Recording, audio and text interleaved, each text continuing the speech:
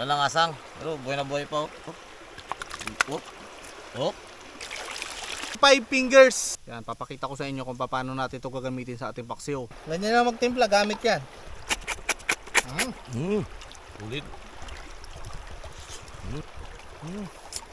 Lam yan. Mga kababayan, andito kami ngayon sa kalagitnaan ng kagubatan.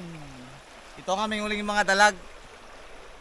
Lulutuin natin yan mga kababayan na hindi gumagamit ng suka, paksiw na dalag. Alam nyo kung ano ating gamit?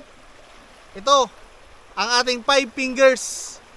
Alam nyo na yung pinagbabawal na mahiga mga kababayan. Yan, kung tawagin dito sa aming probinsya ay kalasoy-soy. Napakasarap nito. Tara, lipad na tayo.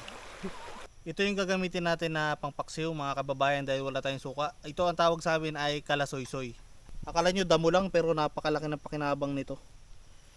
Kukuha tayo kasi ito yung gagamitin natin pangpaksiw. Nakatikim na ba kayo sa inyong mga probinsya nito mga kababayan? Kalasoy-soy na paksiw. Kapag nanghuli kami ng mga baboy damo sa gubat, tapos wala kami ng dalang suka, nakahuli kami ng mga isda-isda, mga dalag, mga papait, yan. Ito yung ginagamit namin pang paksiw. Yan o, kalasoy-soy. Yan, papakita ko sa inyo kung paano natin ito gagamitin sa ating paksiw. Linisan na natin. Oh. Buhay na buhay.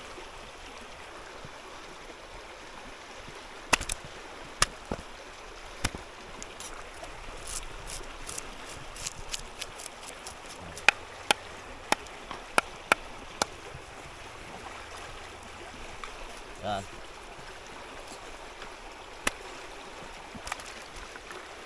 Ayan mga kabayan, wala na siyang tinae. Wala lang asang. Pero buhay na buhay pa. Napakatibay. Kaya tumatanda yung mga ninuno natin nung panahon mga kababayan at umaba yung mga buhay dahil sa mga pagkain nilang dalag. Ayan o. Wala lang tinae, wala lang asang, gumagalaw pa yung katawan.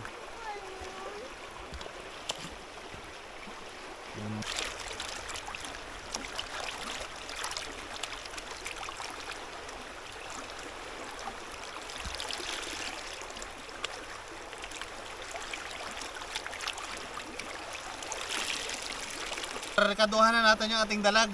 Ito hindi na natin nilagyan ng suka. Ito lang yung gagamitin natin. Yung ating five fingers o kalasoy-soy. Paminta. Siyempre kailangan natin dyan ng luya, pangtanggal ng lansa. Parat lang natin yun dyan. Gitna. Gitna. Tapos spread natin dyan. Grabe kasarap nito mga kababayan. Ito yung totoong ano talaga. Walang halong chemical. Konting asin. Gawa sa dagat mga kababayan. Tapos ito na isusunod natin. Kalasoy-soy. Yan mga kababayan. Itong kalasoy-soy natin o yung five fingers natin, ilalagay lang natin dyan sa taas. Ganyan lang yan. Ganyan lang magtimpla. Gamit yan. Yan. Ating dalag. At ang ating kalasoy-soy. Tapos takpan natin. Hintayin lang natin yan magtubig ng sarili niya. Ilang minuto lang. Wow! Kita nyo yan mga kababayan oh. Lantang-lanta na yung ating kalasoy-soy. Yung natutuyo-tuyuan na mga kababayan. Yan yung pinakamasarap. Pinatuyuan na dalag sa kalasoy-soy. Yan oh. Tuto na ito mga kababayan. Hindi na natin tikpan to. Grabe oh. Grabe yung usok-usok yung kalasoy-soy natin tsaka dalag. Kain na tayo mga kababayan. Thank you Lord. Yan o. Kalasoy-soy. Ito talaga. Grabe ka Ulo. asin pala talaga to. Paborito natin yung ulo. Grabe pala kaasin talaga tong kalasoy-soy na to. Yung five fingers. Habang tumatagal kasi yan, lalo siyang mamasim. Bango. Ulo mga kababayan. Buuin na natin. Lagyan na rin natin ng buntot. Ano? Grabe kasarap yung kalasoy-soy oh. Iwang klase pala talaga to. Ang asim. Grabe ka naman na naman ito.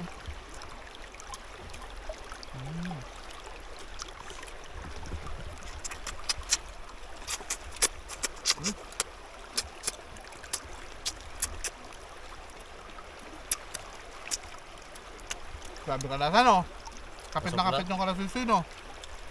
Kaso pala sa utak-utak ng dalag.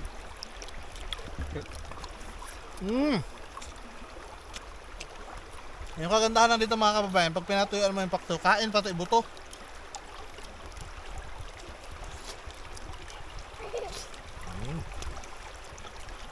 May no, Kuya Dan, sintipin mo yung ulo. Paborito mo yung mata, di ba? Sarap talaga yan. Nam-nam.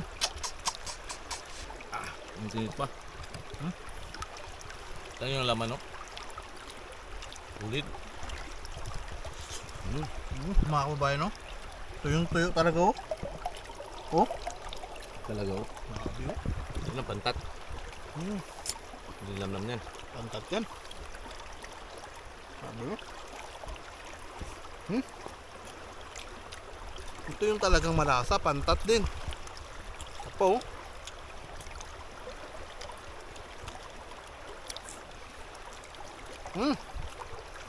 Sarap. Kanin. Kung nilagay natin dito na 5 fingers, hindi po yun ano ha. Cannabis, yun po ay isang uri ng wild na damo dito sa Palawan na alternatibo namin na pampaasim sa aming mga katulad nito, paksiw. Kalusutso yan tawag. Salamat po.